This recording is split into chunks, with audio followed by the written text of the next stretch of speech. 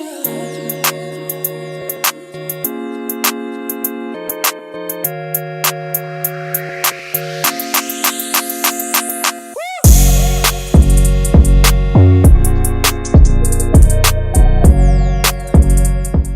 morning, people. What's going on? Welcome to United View. Welcome to the morning view, 11th of April. Hope you guys are doing well. Get your coffees, get your hot chocolates, get your tea, get your soft drinks, get your ready bread, get your Weetabix, get your shreddies, get, I don't know, your fruit, your egg whites or your protein shake, whatever it is Egg you do, your whites. black Whoa, coffee. yeah, egg whites, Yeah. healthy. You know what I Yeah, mean? yeah, yeah. People might be, Yeah. some people might be sort of on that real fitness kind of Crack your vibe. egg, try and get out the yolk, you know what I mean? I've never done it before, personally. You never done it before? Yeah, Never you had just just egg whites. just No. sort of put it in like that. It's quite bland. Yeah, As you I can imagine. It's like just anything straight healthy protein. is. Yeah, exactly. Big up to yourself, man. If you're in the gym, if you're with the kids, if you're at work, on the commute, let us know where you're at, how you're feeling, what the weather's like where you are as well. Coming up to game day, coming up to the build up into Bournemouth tomorrow, presser, etc., etc. Today, obviously, we've got What the Devil podcast later. So much going on at the channel. So smash a like on the video, subscribe to the channel if you're new. Just to big all of you up, actually, in general, in the last, Owen, would we say 3 to 4 weeks? Would we say a month? In the last month, about a month or so. you guys, there's been a lot of new subscribers, a lot of new faces, a lot of new people following the channel, or people who have always been following who've just forgotten. So big up to everyone who has subscribed within the last sort of month. There's been a big surge. We are on our way to 164 very comfortably. 163,877 is what we're on now. So very, very close. Keep subscribing if you've forgotten. If you've been a long time watcher of the channel and you've always forgot to hit that subscribe button, please do it now. And of course, the likes, every single show, every single morning view, every single time. You guys know what it is. 250 in the bag. We like to get to that and then push on. We've got an early 54 in the back already. 306 people watching live. Let's get it. What have we got to talk about today? A lot, man. Erik ten Hag, positive conversations with Sir Jim and INEOS. We're going to talk about that. Also going to be talking about Ivan Toney as well. My good guy, Florentine Plettenberg, had some interesting things to say about the Ivan Toney price. I want to talk about that. Kobbie Mainoo has done a Q&A with the in-house media at Man United, so I want to get in some of the things he said. And just before we went live, there's been quite an in-depth piece done by, is it Mike Critchley? What's his name? Mark, I think it's Mark. Mark Critchley, sorry. Yes, Mark Critchley at The Athletic, really detailing what's gone on with Tyrell Malacia, because so many people on the internet anyway have been getting in their conspiracy bag. It's this, it's that. And you started to feel sorry for the kid in terms of he's got a serious injury. It's obviously taken a while to get over it, and we've got some context on that as well. So a jam-packed show. Owen, let's get straight into it. What are these positive talks?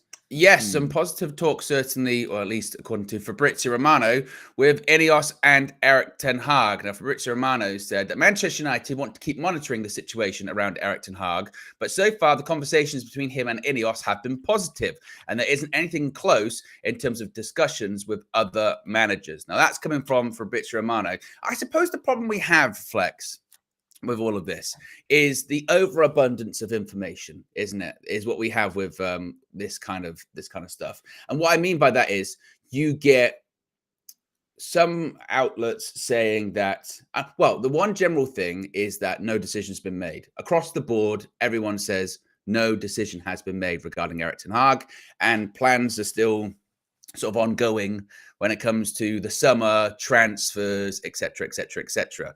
Now, I guess the point of discrepancy is you get some outlets saying, well, but they are doing due diligence on other managers. They are checking other managers out. They are looking at their circumstances in the summer and just taking a look as to what the lay of the land is. And then you've got Fabrizio Romano, who's kind of saying the opposite, going, well, no, there's no real sort of discussions with other managers. But I suppose no outlet saying there's been discussions with other managers. It's just saying that they're having a look. They're putting a list together. Does that do anything for you, that when you see this kind of story, or is it going to be more of this between now and the end of the season of just kind of, well, no, there's been positive talk? I think it's context, isn't it? I think there's just going to be more of this, so long as we don't know what the actual decision is, because like we said, I think on yesterday's show, we've been talking throughout the week anyway, but it was yesterday's show. INEOS have chosen, and rightly so, because they're keeping their options open, to not just come out straight off the bat and say, oh no, Erik ten Hag will be our manager next year. We are planning with him. We can't wait to assemble this team. We're going to go for it together. We're all aligned, and we're going to change Man United together. All we've had is sort of Eric's perspective of, yes, of course, I've met them, positive talks, good ideas. We want to work together. We share the same vision. He's managed to share that, but of course he's going to share that because that's going to be the only sort of discussions he's had with him. But they have not come out and categorically said, he is the manager. So as long as next season, as long as that doesn't happen, there's always going to be an era or an era of uncertainty because, we can see they're making changes in the back. I spoke to someone at the club the other day, actually, when I was at the game. And I just asked, and it's not like playing squad or like inside sources. Yeah, they're a good friend. And it wasn't like, they're not like, in the top echelons of the boardroom and stuff like that. But, they're involved, like in the club. They work there. And I said, what's it been like at Carrington and like in the meetings? Have you met Sir Jim and like, how's it been? And they said to me, yeah, we've met him, like briefly. There's more sort of meetings coming at the end of the season. And the person said to me, it's a bit edgy because, obviously I didn't know at this time that John Murtough had gone at the time. Otherwise I would have said. It wasn't Caffey, says Wassa. It wasn't Caffey. God bless her. It wasn't Caffey. Big up to the legend Caffey. It wasn't Caffey. And they said to me, it is a bit edgy. Like we don't really know kind of what's around the corner. We are seeing sort of the higher ups lose their job. It's like any establishment, really. Like any other business. Whether you work in an office, you go, all the CEOs are all in.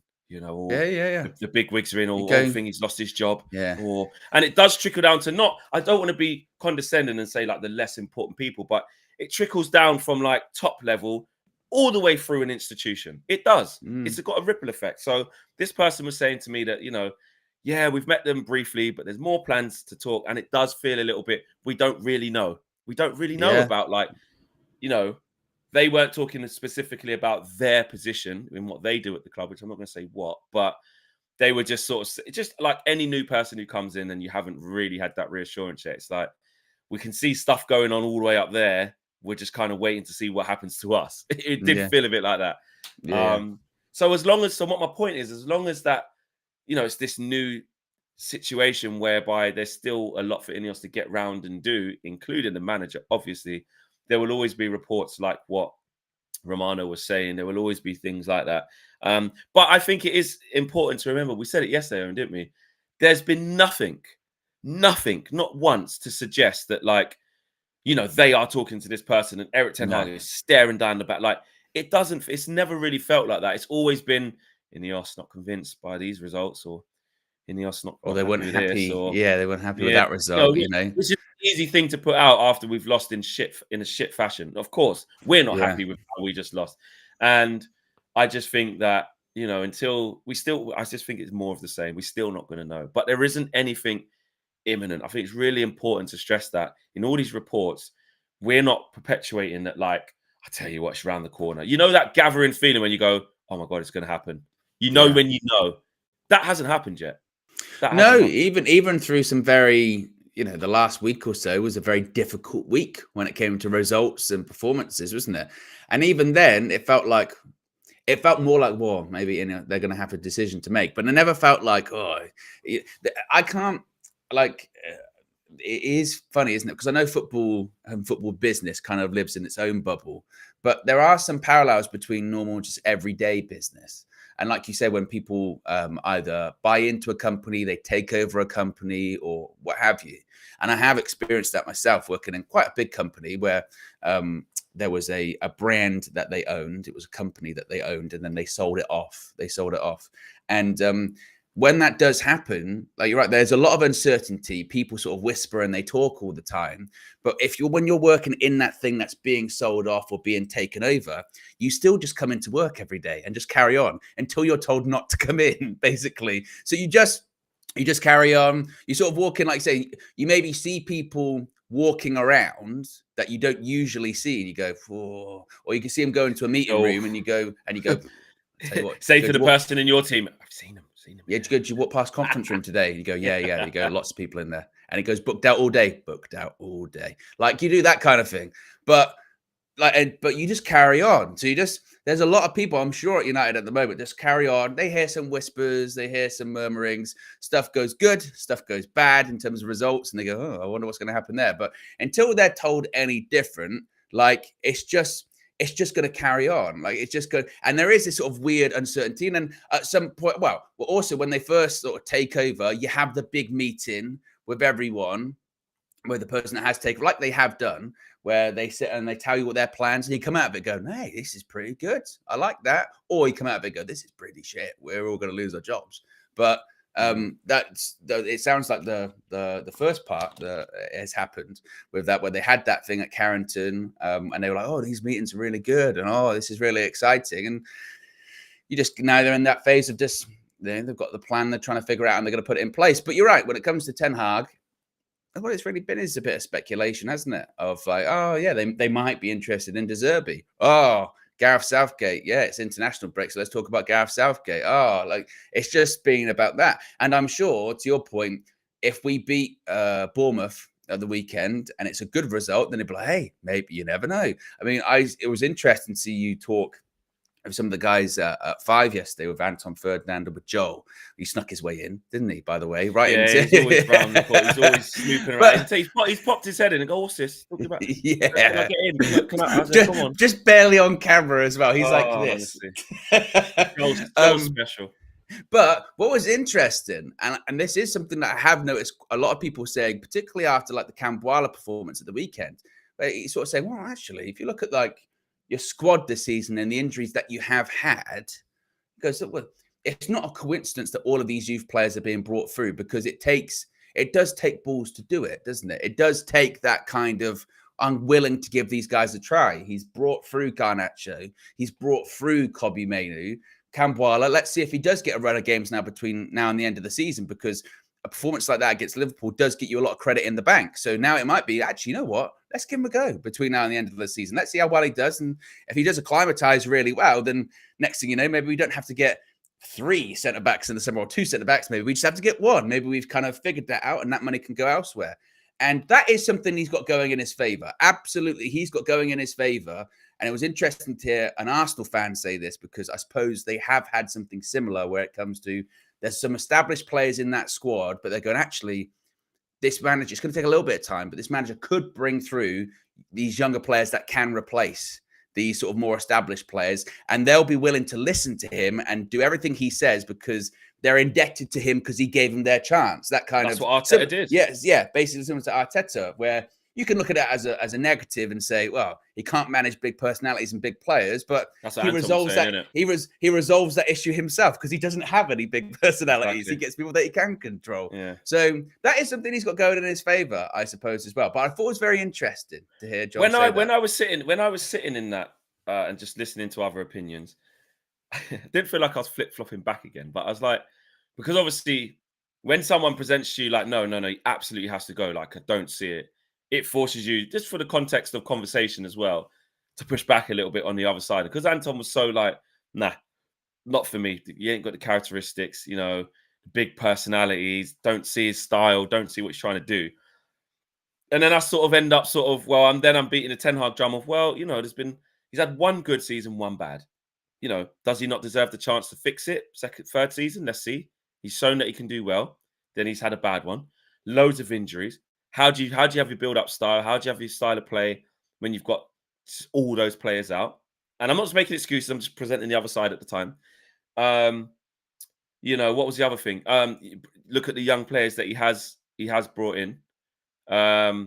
They've done well. Garnacho's been brilliant. Mainoo's been brilliant. Camboala, it's injuries and stuff, but you look like there could be something there. Rasmus Højlund's a work in progress. So there's a core of young players. Dallow's had his best season. So it's like you can see, I was just like, I've always said that. I can always see why people think that they should carry on with him. And look, even in our chat, we've got the poll there. Will Erik ten Hag be Manchester United manager next season? Now, I suppose the question isn't, do you want him to be or should they keep him? It's, do you think he will? People, 72% say yes. Some people at 72% could be like, well, I want to change him, but I think INEOS won't. Or something. It's a bit harder that way because the question's a bit more open. But 72% think he will be, which, you know, I'm not saying United View represents the whole of the Man United fan base, all 843 of you right now. But it's interesting, isn't it? It's interesting. I think the general, when I take a step back, it doesn't feel like he's about to get sacked right now. It doesn't. Not right now. But I suppose because we're in the season and it's like we know they're not going to say anything right now. I think when it's all said and done, and then we get the final right, and United are not in the Champions League.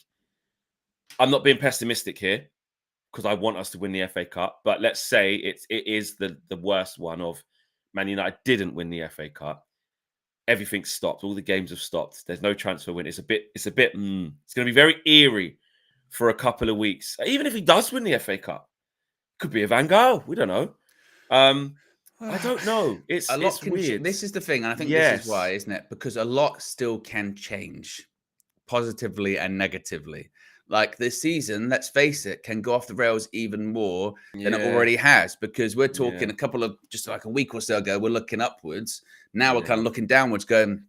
So if we finish like 8th or something, like Chelsea finish above us, or like West Ham finish above us, it gets like we're still in that territory where from game to game, from week to week, the emotions are all over the place. Realistically, aren't they? That's where it is. I do think like the last week has done irreparable damage to getting in the Champions League. I mean, I know that I was saying just a couple of weeks ago, we'll get top 5, but I thought we beat shitty Brentford and Chelsea.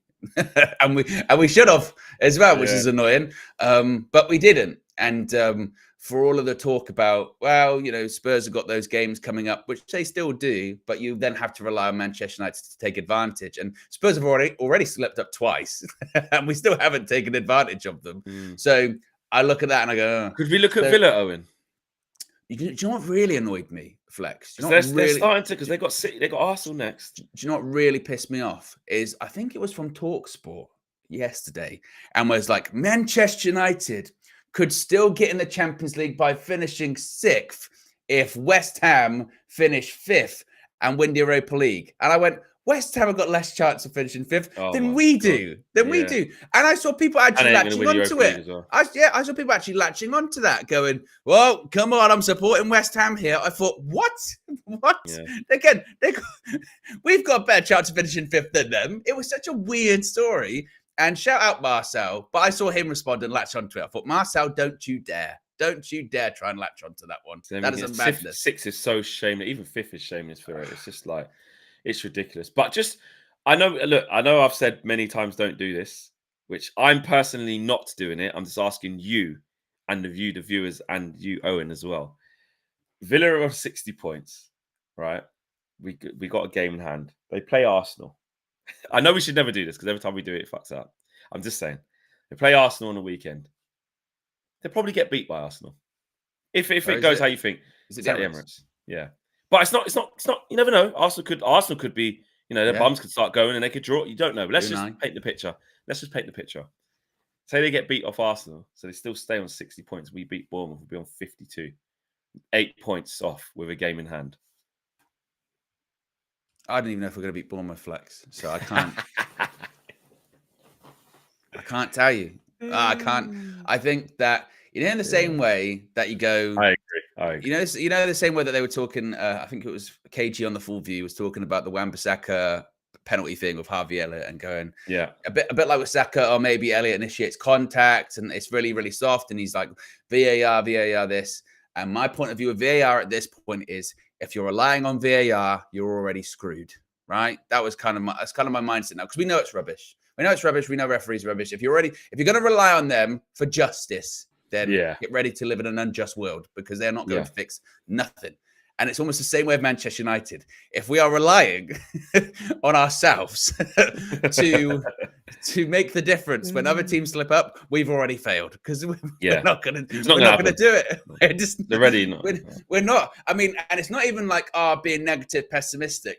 We've got one win in our last 6 Premier League games. We'd have to have, at this point, a remarkable turnaround in our form. And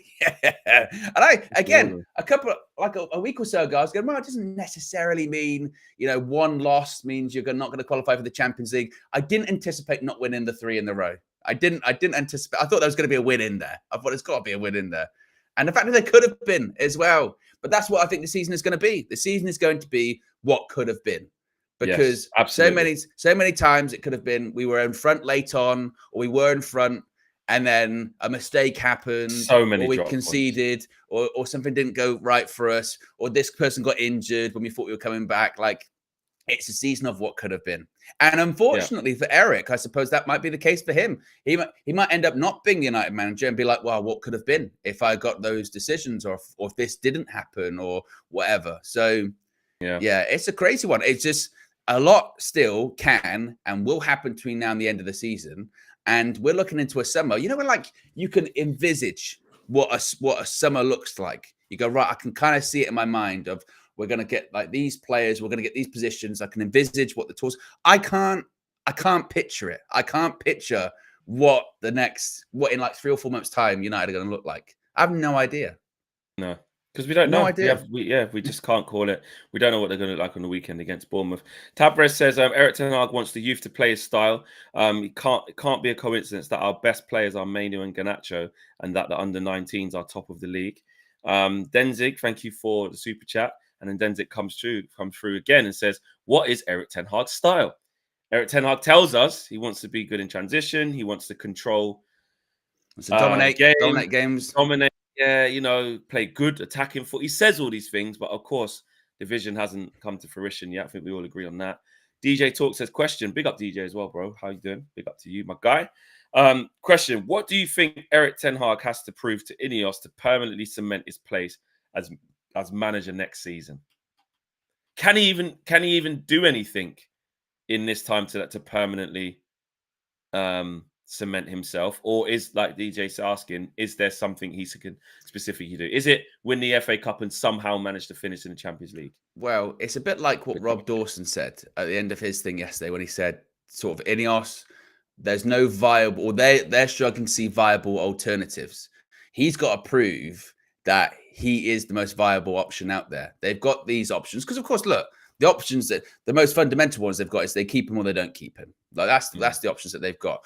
When they look at the alternatives to Eric Ten Hag, he's got to prove to them somehow that he's a better choice than all of them, or it's better off keeping him because even if one of those other options could possibly be a better option, very difficult to do, very disruptive. Can we even afford to do it? Blah blah blah. So he's got to prove he's the best out of all of these options. And it is true, you know, there isn't, I suppose, a ton of viable options out there. It does not say there isn't any, because of course there are options out there. But I don't know. What can he do that he hasn't done already? I suppose. Is there going to be? Is it win an FA Cup? Is that could that save his job? It might do. Some people say it shouldn't, you know, because you can still see, you know, cup wins or cup runs, you know, they mask a lot of things.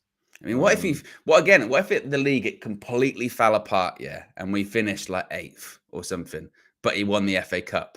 Like, then what happens? Bloody hell, Owen. Because that is Arteta territory, isn't it? Yeah, it is Arteta territory. It is. Do you believe? You don't just want to use that as a great as a parallel, but no, I don't. If we did finish it, you know, but if we did finish 8th without just using the Arteta thing, it's like, well, 8th is terrible, bro. Like, it's so bad. From 3rd the season before, that's the real measuring stick of where you are at.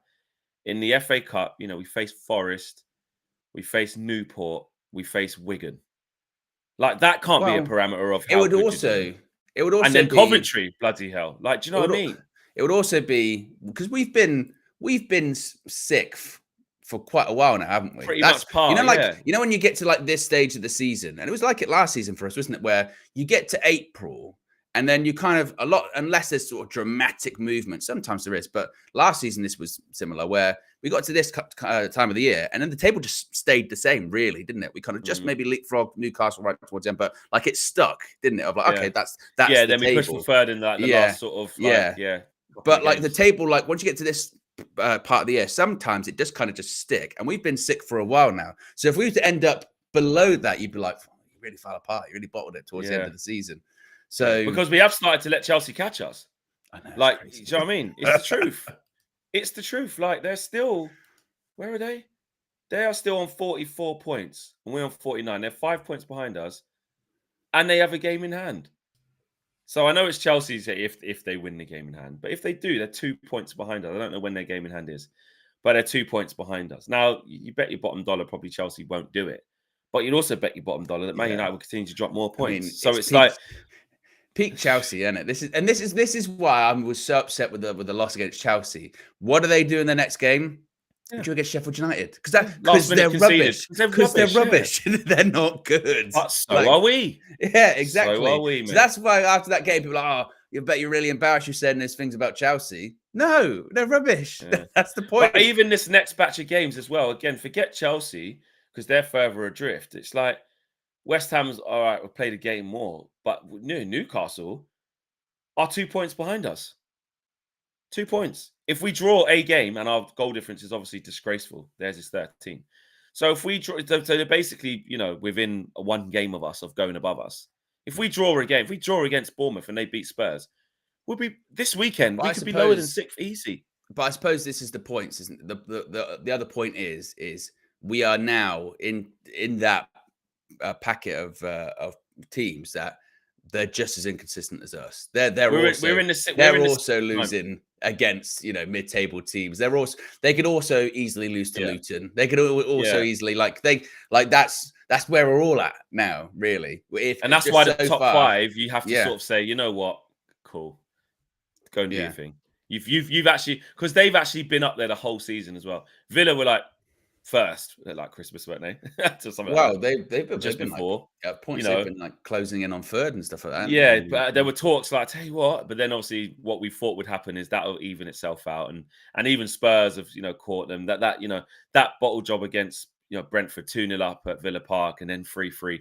It's different when you're in the hunt for top 4. The pressure starts, so they're showing that. Look, they've got one, and I'm looking at their form thing. They've got one in the last 5. They've been not great. Same as us. Well, 1 in the 6, but when you in the 5, it's almost an identical record in the last 5. So they're sort of in that little free fall. They need to hurry up and plug the gap, but they've got an 8-point cushion to do it. So, but they deserve to be in the top 5. They do. They've been consistent the whole year. Yeah, so well, there've been teams in the past. Remember Leicester for 2 seasons. They're in. I think they spent the most time accumulatively over 2 seasons in top 4, and they didn't get it twice. So remember they gave it to us in the COVID season when Lingard kicked it to Lingard. Yeah. There you go. Over 1,100 of you watching, which is sick. Over 200 likes already. You guys have smashed it. Let's get another 50 through the door to get to that 250. Let's do that. Ooh. We know what's coming now. Let's get to 250. Let's get on it. The rest of the It'll come. Oh, I thought he's just gonna. Do I have to do it straight away when I do the gong? Well, yeah, that's the whole. Yeah, that's the whole. All right. Okay. Well, okay. So.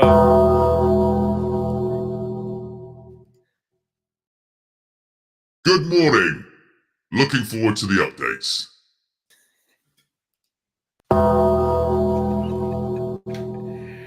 I think you got to work at you got to.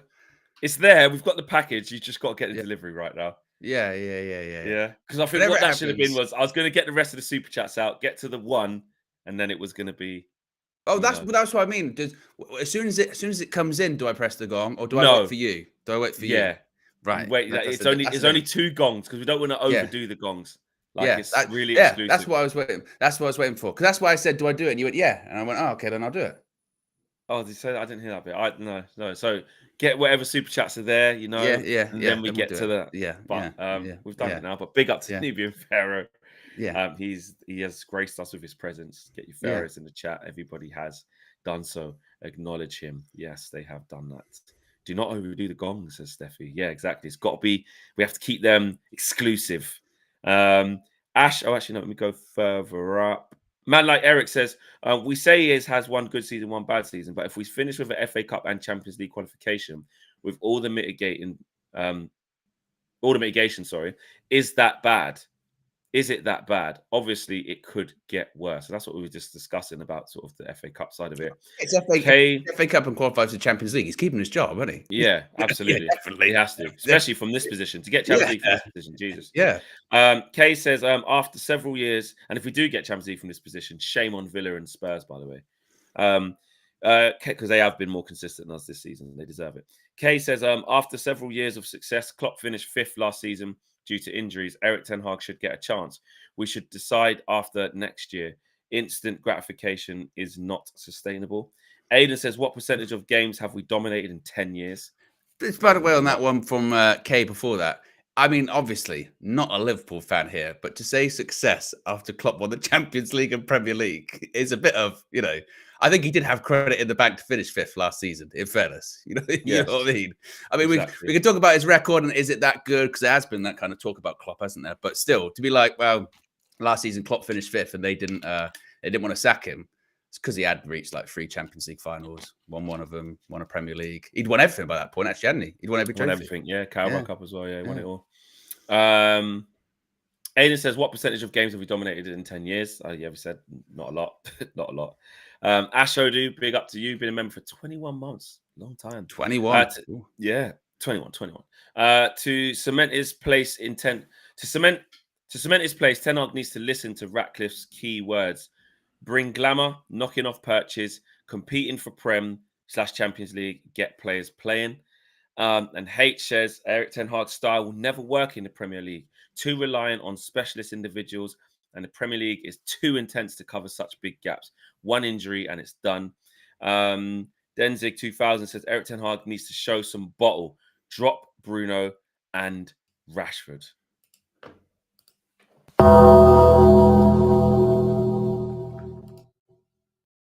Here you go, lads. Try your routine again. Practice makes perfect.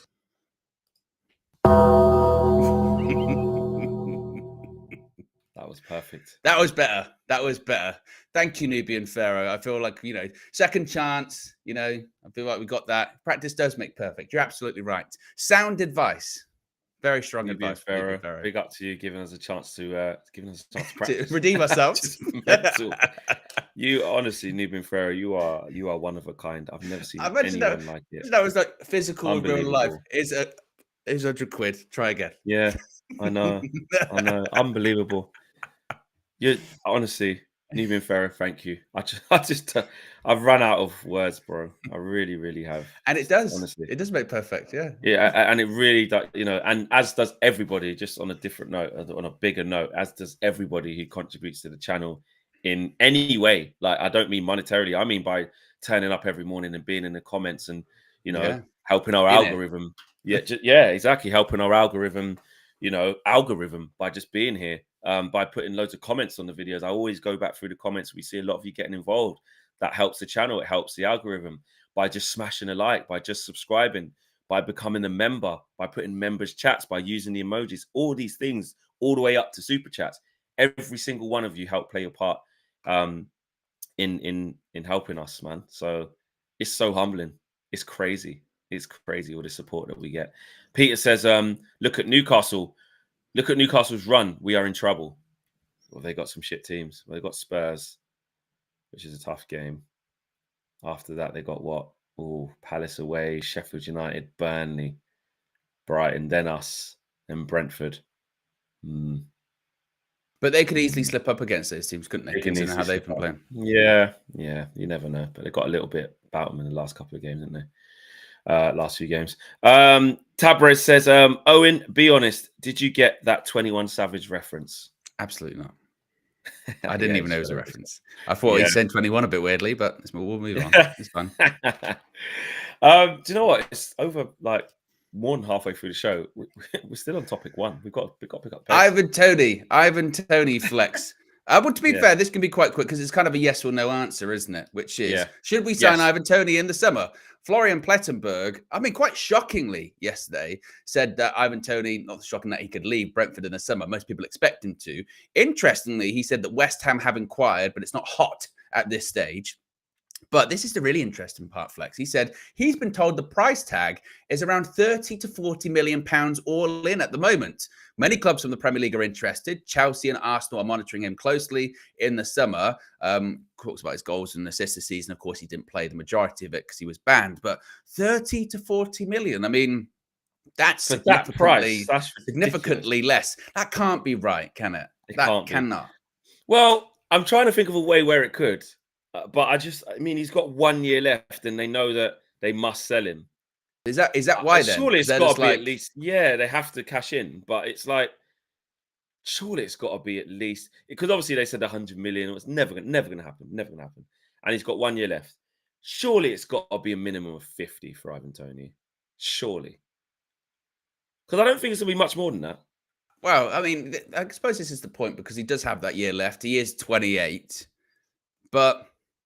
And obviously Brentford, they'll need to cash in because he's their prize asset. So you need to make some kind of money, I suppose. But at the same time, you get into that territory of, right, if we're going to sell him, it's a bit like the Grealish analogy to Villa at that time because he's worth so much more to them because he keeps them in the Premier League. Yeah. So you're basically going like, but you'd also say, well, if we don't get the value we think is the actual value for him, like, we could then get relegated and that could cost us more. You know what I mean? So you have to weigh up the value of sticking around in the Premier League. But then also, because of the way that PSR and FFP is at the moment anyway, and it looks like those points deductions are here to stay for now, you've got to raise some cash, I suppose, don't you? So... And I suppose that they are in a bit of an unfortunate position, Brentford, because had he not been banned, maybe they would have sold him last summer, and maybe they would have sold him for a huge amount of money. And now they're like, well, we're going to be on a bit of a cut price for him. But that's what I mean. If someone signed Ivan Toney for £30 million in 2024, which nowadays £30 million is like back in the day 5 million. You know what I mean? That is crazy. Yeah. That is that for me is a no-brainer. No-brainer. My thing was like, KG was saying absolutely should sign him at 70 million. But that there is a no-brainer. He's better than Højlund, and Højlund can learn off him, and then you've got two really good strikers. Absolutely. 35 to 40 million, no-brainer. It shouldn't even be a question. Like, my worry with that is that if he is genuinely worth 30 to 40 million pounds, then that means everyone's in for him. And if everyone's in for him, then we probably struggle to win that race, realistically. Yeah, if Arsenal come in for him, they'll go there. Yeah, even Chelsea, where he could just be the out-and-out main man and get big wages. He might. I don't know. The London thing is a thing, man. Trust me. I know that's a thing. I know the London thing's a thing, but I'm talking about. It's not as if big money as well. It's not as if there aren't other good teams in London at this point, right? You know, particularly like again, if Arsenal come in, if Arsenal don't come, if Spurs go into him, if Spurs come into it for that price, go to Spurs. Actually, Spurs, yeah. But again, it's about the contracts, bro. Like, you have to look at it. It's his last big contract, and people do forget sometimes. It's like if Spurs are going to offer you a 4+1 at 120, and Chelsea are going to offer you a 5+1, let's say, not Chelsea alike, at 180, maybe 200k. It changes. It does, man. It depends what he wants. Like, would you want to step into that environment? You know what I mean? Would you want to? Well, it depends what. And look, Chelsea's a weird one because you never know. Maybe things do click for him, and suddenly they are good again. And then he could be the focal point. And the recent history says no, doesn't it? Recent history says no. And do you want to really step into that? I don't know. And to be honest, you could think with him possibly going there, he doesn't fit who they buy anymore. Chelsea buy like early 20s, don't they? Which is why they might, because they've done a whole squad of that. Maybe they're now and price-wise though, it's not like you said for 35 to 40 million. If that's true, it's like, mate, honestly, I might do a bit of digging. Actually, I'm gonna make that my thing to find out in how a much summer to go for. Where we're looking to do, we're looking to clearly get players in and really shake things up. And we're talking about, well, depending on where we finish as well, finances could be tight. So maybe it becomes an even more attractive option. Maybe previously it'd be like, well, if we get Champions League, probably not, because we've got a bit more money to spend. If we don't, it's like, actually, it's really tight, 30, 40 million. That fits. Like we got to go for it. So perhaps we need a striker, definitely. Hoyden can't do it by himself.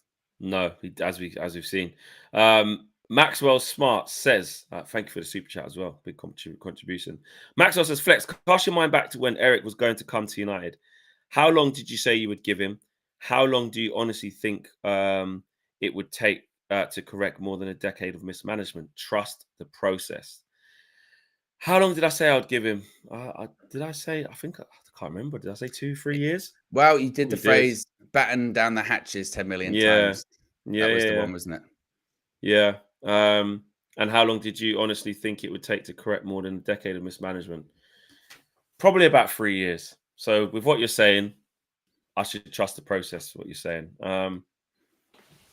Yeah, I mean, I do think this is why I'm in the middle of, like, when you do get Flex said 8 years. When you get different evidence, though, you can change your opinion. But I do take that. And it's important. And again, I think it's really important when it comes to that is to also say that circumstance has changed as well. When Erik ten Hag first came in, or even before he came in, that whole like, oh, he's kind of coming at the end of the start of next season, he's finishing up at Ajax. The Glazers were still completely in control of football operations, and John Murtough was still the football director, and nothing was going to change at that point. Circumstance has changed since then, and that's not me being Erik ten Hag in, Erik ten Hag out, or anything like that. But it's just saying that's an important thing to remember, that when Erik ten Hag was coming in, he was John Murtough's guy. John Murtough ain't here anymore. He's gone, and inevitably, the thing now, like we were saying before earlier on in the show, is he going to become INEOS's guy, or is he going to become Dan Ashworth's guy? Whoever's going to make that Omar Barada's guy, or are they going to want their own guy? That's the difference.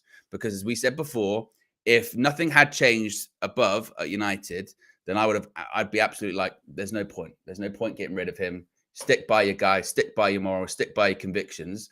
But these aren't the convictions of INEOS, are they? So that is always something to consider. Absolutely always something to consider. Uncle says in an old interview, Dutch legends asked Ten Hag why he left so much space in midfield at Ajax. He said, high risk, high reward. This is his style. It was interesting. He was sitting next to Ruud Gullit and some other legends on a Dutch TV program a few years back when he was at Ajax. I think it was like in the wake of that performance they had at the Bernabeu. And yeah, they were just asking him those types of things. It was an interesting watch, actually, to see him in his native, language, talking to those guys and saying, yeah, look how City play and the risk versus reward. Pep does it so well. It's very hard to, if one person sort of collapses in that press, then it's extremely open. And it was interesting because you do get an insight as to, but again, then he has the famous quotes here of saying, I can't do the Ajax thing here, which left us like, does he just want to build something different? That was that. This is this. He's trying to still work out what that looks like. And this is why we talk about the identity crisis. What is he trying to do? Because it doesn't look like he's trying to make us another Ajax. I can't see that. But well, big up to Triple R here in the chat. Flex says, we're talking about our own point of view, though, Owen, not INEOS. Do you ever get the point? I'm pretty sure the point of the super chat initially from, was it Maxwell? Was that the guy's name? Yeah, Maxwell Smart, yeah. Was Flex, you said this 2 years ago, almost intimating that, you said at the time 3 years, so stick by 3 years. And my point was with that is, one, I don't understand this idea of you're locked into something that you've said, by the way. And two, on top of that, it's not as if 3 years on, we're exactly in the same, or the circumstances are exactly the same right now as they were 3 years ago. How much has changed at Manchester United? How much is changing at Manchester United right now? It's not the same circumstances. Things are being reevaluated right now. And again, that's not get rid of him or anything like that. It's just saying we have to acknowledge that the situation is different than it was 3 years ago, 2 years ago when he came in. Like the people who brought him in, the person who said he's going to be the guy, John Murtough, he's not in the job anymore. Like, so naturally, the person who then comes in to replace John Murtough will look at John Murtough's previous work, i.e. Erik ten Hag, and go, right, do I still think he's good enough or the right person for this job? As we said earlier on, that's not even football exclusive. That's life exclusive. If someone comes in above you, then they evaluate you. They do job evaluations. They do job audits. That's just how it works. Now, Work out if you're the sort of person yeah, they want heading up they their want to work new with, investment or their. and look, with like Ten Hag, like within business, they might go, I tell you what, I really like you. I think, yeah, that was a good decision. I've made many good decisions around here, but bringing you in was a really good decision. Fair enough with that.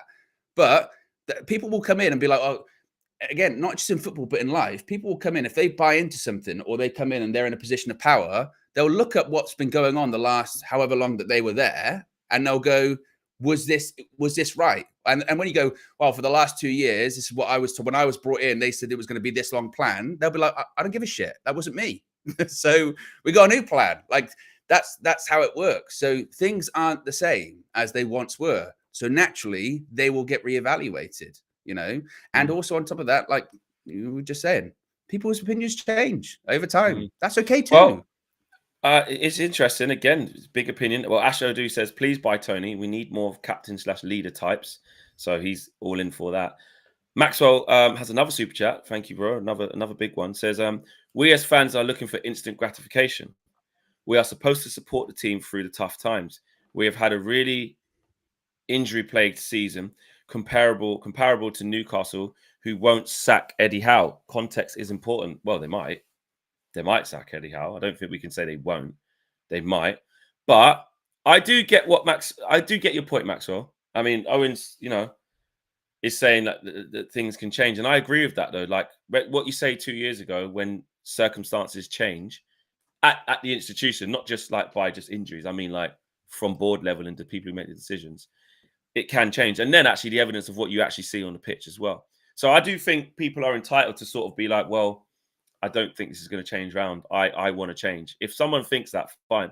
A lot of people in the comments do agree with Maxwell. They say, yeah, to stick with the process. It's been one good season. It's been one bad season. The guy's been littered with injuries. And so have someone like Newcastle, like he's saying, and they're in and around where we are. We're currently above them. Might finish above them again. And, the same where it was last year, they was getting gassed up. And we also finished above them then and beat them in the Carabao Cup final. So just give Ten Hag a little bit of time, like what KG sort of leans towards. Keep him in post, change everything around him, change the players, change the recruitment, start getting players out, and let's get to Christmas and have a look. Is there, And that's a mitigating fact. And again, according to the reports, that is a mitigating factor. It's not as if that's not being considered. It's not as if they're going, well, you should be winning the league. It's like, oh, of course injuries have played a part this season. Of course they have.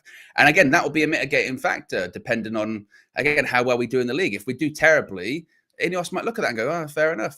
And again, Triple R comes back to me. So because INEOS have come in, you think it should take less than 3 years. You are lost. I don't know how to make myself any more clear. I'm not saying that because INEOS are now in, we should be first, or Erik ten Hag should have completed more in this amount of time.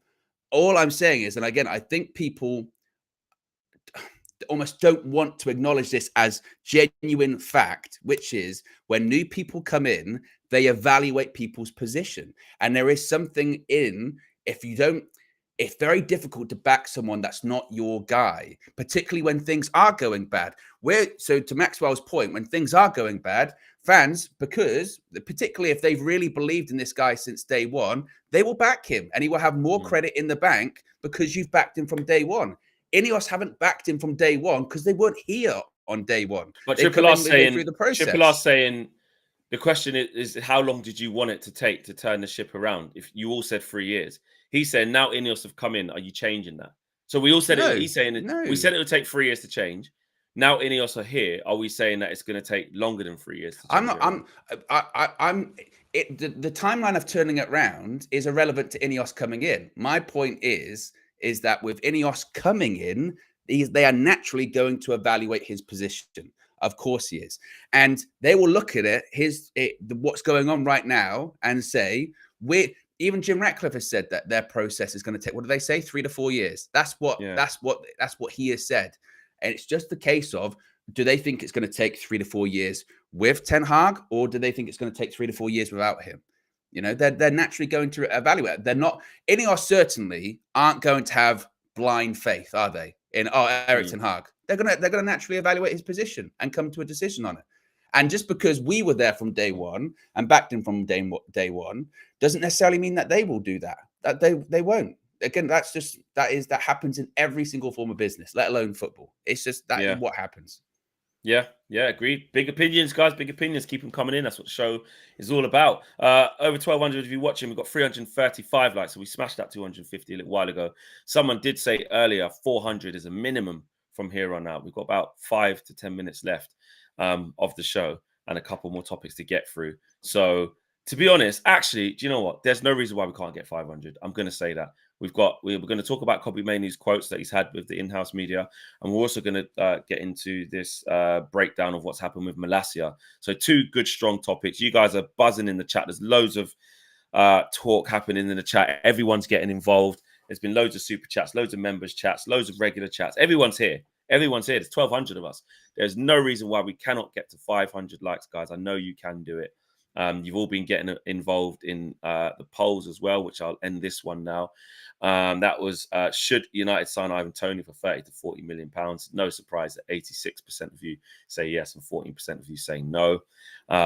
So yes, let's get to 500, guys. Come on, even in this little intermittent bit here before we get into what Kobbie has been saying.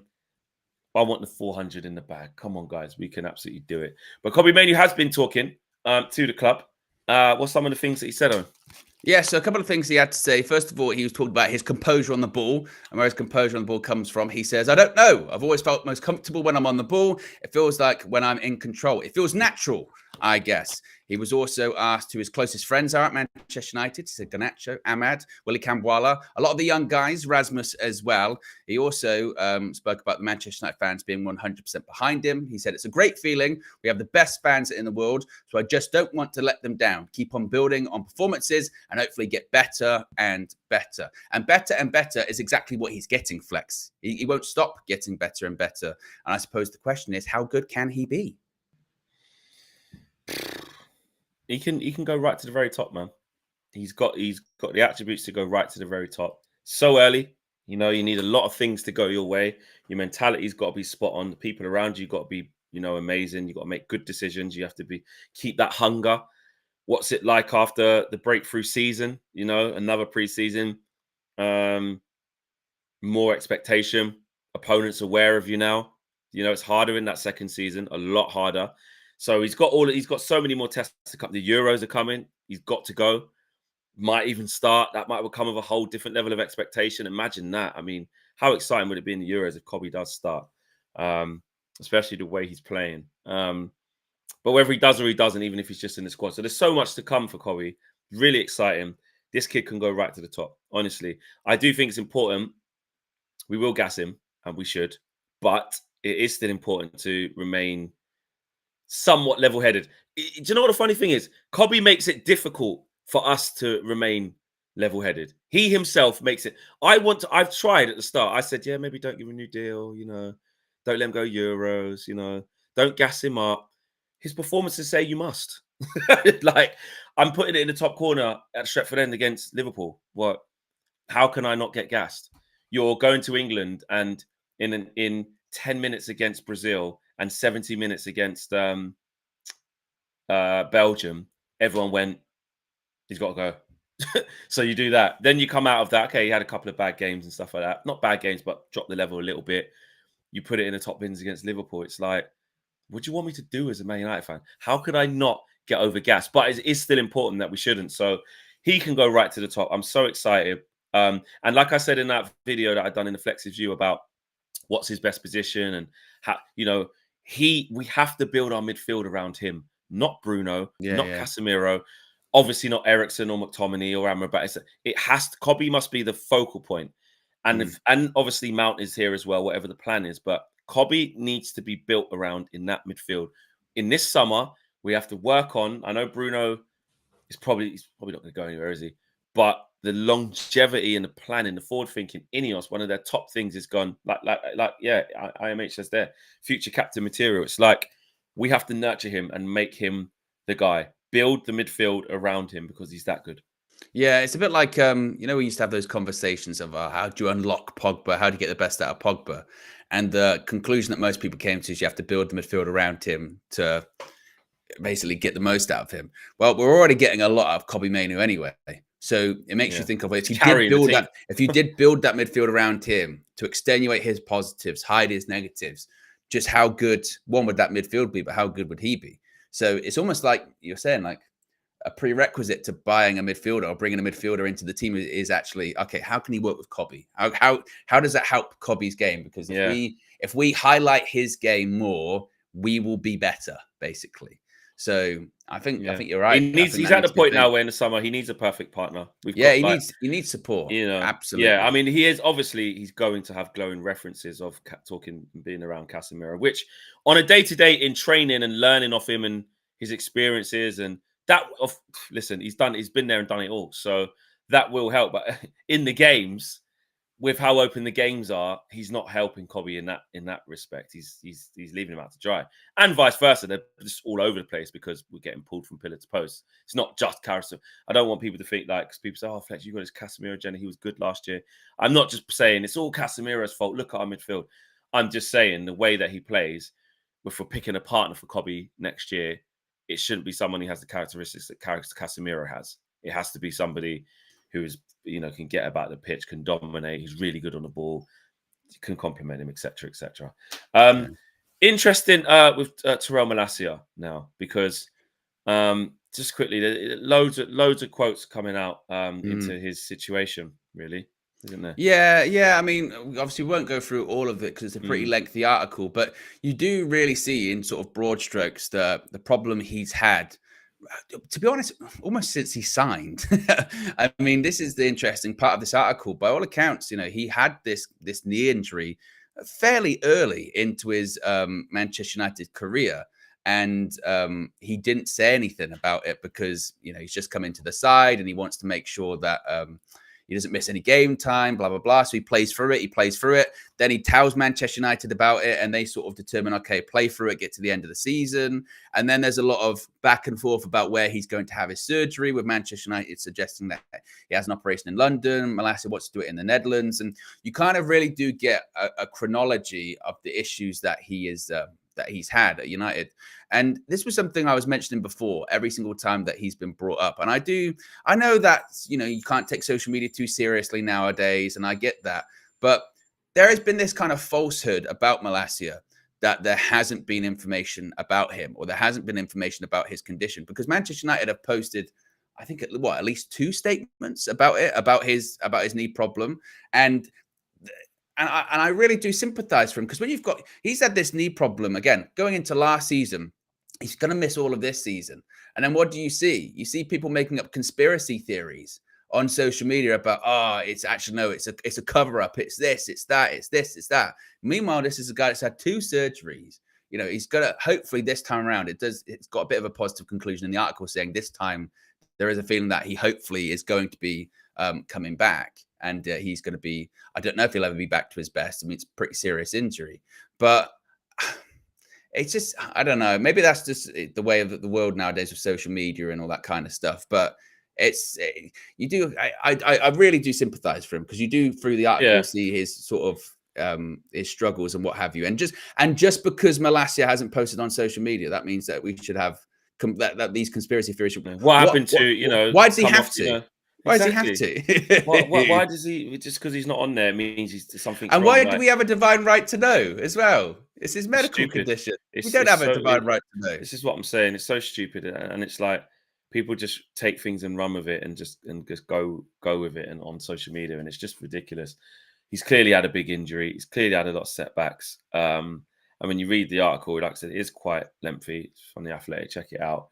It basically, there is a few discrepancies of like he wanted to go and have his operation in the Netherlands, and United wanted him to have it with a doctor in London, but they did agree to it. And then there was fragments in his knee and stuff like that. It seems really technical, and it was interesting to see in that he experienced it early 23, but really wanted to impress, so sort of didn't let them know. And I can imagine him young, hungry. Luke Shaw's got injuries. I'm in the team, because after that Liverpool game, he sort of had a good run, didn't he? Yeah. After the Brentford game, sorry, and then Ten Hag changed. He got a good run and kept coming in and out. And then he sort of said, it looks like that. He said, I don't want to let them know. Then he did. Then they said, right, we'll manage it because we want to keep you playing. then it got to a point where we're like, right, you're going to have this surgery. And then he's just had problems ever since. So listen, we wish him a speedy recovery, but it does, we were talking about this before we went live. It's like it does our plans now for next season. It's like, well, we know what's good with Luke Shaw and injuries. We've got to get a left back. Like Fabrizio has said it so many times as well. Many others have left back as a priority, but also, you know, for him to get up to speed is going to be really tough. You know, to be reliable after a long injury, knee, you have no idea. So probably need 2 left backs, but you know, if he has a good preseason, then you never know. Akil says Paulinho from Fulham would be the perfect partner for Kobbie and can enable him to push forward. I 100% agree with that. We got over 400 likes. We've got 410. We've still got 1,000 people watching as we're wrapping up the video. Come on, guys. Let's get as close to 500 as we wrap up the video. We can do it. What have we got coming later on today? What the Devil podcast later on tonight, 6 p.m. Preview coming as well. And then into tomorrow, obviously, Presser, Trinity, episode 10. Powered by Dangor. It's repowered by Dangor. Is it 11? It's 11, yeah. Yeah, repowered by Dangor. Because I'm not as angry as I was last week. Yeah. And tired. So yes, and tired. So so much to come, and we'll see you again later on today. I'll be on the What the Devil podcast with Raf as well, so look out for that. I think you missed a super chat, by the way, from Aya. And Aya says, Man United is just prolonging the inevitable. Erik ten Hag is a terrible manager. More money and time won't change anything. His tenure so far is more than enough evaluation. I'm glad you United fans support this. So wonder who Aya does support, but it doesn't. Not United, but saying, listen, you're done. Okay, guys, we'll see you again later on today. We're out of here. Let's see if there's any more breaking news. If there's breaking news, we'll bring it to you. Take care. Peace.